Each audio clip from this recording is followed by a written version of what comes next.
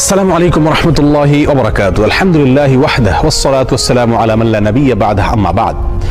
সুপ্রিয় দর্শক শ্রোতা ভাই বোনেরা, আজ আমরা এমন একটি জিকির, এমন একটি দোয়ার কথা বলবো যে জিকির এবং দোয়া জানে না এমন কোন মুসলিম পৃথিবীতে পাওয়া কঠিন।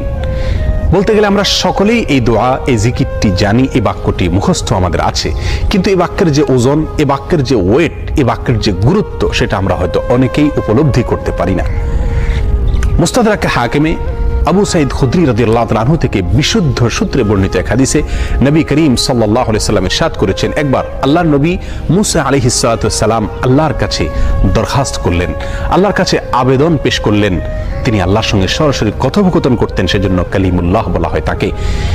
আল্লাহর সঙ্গে সরাসরি কথা বলতে গিয়ে একবার তিনি আবেদন করলেন, আল্লাহ আমাকে আপনি একটি জিকির, একটি দোয়া শিখিয়ে দিন, যে জিকির, যে দোয়া আমি সব সময় পাঠ করব, সব সময় আমল করব। আল্লাহ সুবহানাহু ওয়া তাআলা তখন মূসা আলাইহিস সালামকে বললেন, কুল লা ইলাহা ইল্লাল্লাহ, হে মূসা আপনি লা ইলাহা ইল্লাল্লাহ এই দোয়াটি সবসময় পাঠ করবেন, এই জিকিরটি সবসময় পাঠ করবেন, এটা আপনাকে আমি দিলাম। মূসা আলাইহিস সালাম কিছুটা আশ্চর্যান্বিত হয়ে আল্লাহ সুবহানাহু ওয়া তাআলাকে বলেন, আল্লাহ লা ইলাহা ইল্লাল্লাহ এটা তো এমন একটি বাক্য, এমন একটি জিকির, এমন একটি দোয়া যেটা সকলেই বলে, সব মানুষই বলে।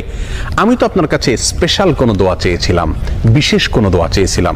আল্লাহ সুবহানাহু ওয়া তাআলা তখন মূসা আলাইহিস সালামকে বললেন, হে মূসা, যদি সপ্ত আসমান, সপ্ত জমিন এবং এই দুইয়ের মধ্যে যা কিছু আছে সব কিছুকে, আল্লাহর অস্তিত্ব ছাড়া বাকি সব কিছুকে যদি একটি পাল্লায় রাখা হয়, একটি হাতে রাখা হয়, আর লা ইলাহা ইল্লাল্লাহ এই বাক্যকে যদি অপর হাতে, অপর পাল্লায় রাখা হয়, তাহলে লা ইলাহা ইল্লাল্লাহর পাল্লা ভারী হবে। এত ওয়েটফুল এই আমল, এত ওজনী এই আমল, এই জিকির। অর্থাৎ আল্লাহ সুবহানাহু ওয়া তাআলা মূসা আলাইহিস সালামকে যে বার্তা দিলেন সেটি হলো, লা ইলাহা ইল্লাল্লাহর চাইতে ওজনী, এর চাইতে ওয়েটফুল, এর চাইতে ভারী, এর চাইতে শ্রেষ্ঠ, এর চাইতে মর্যাদাপূর্ণ কোন জিকির আল্লাহর জমিনে আর নাই।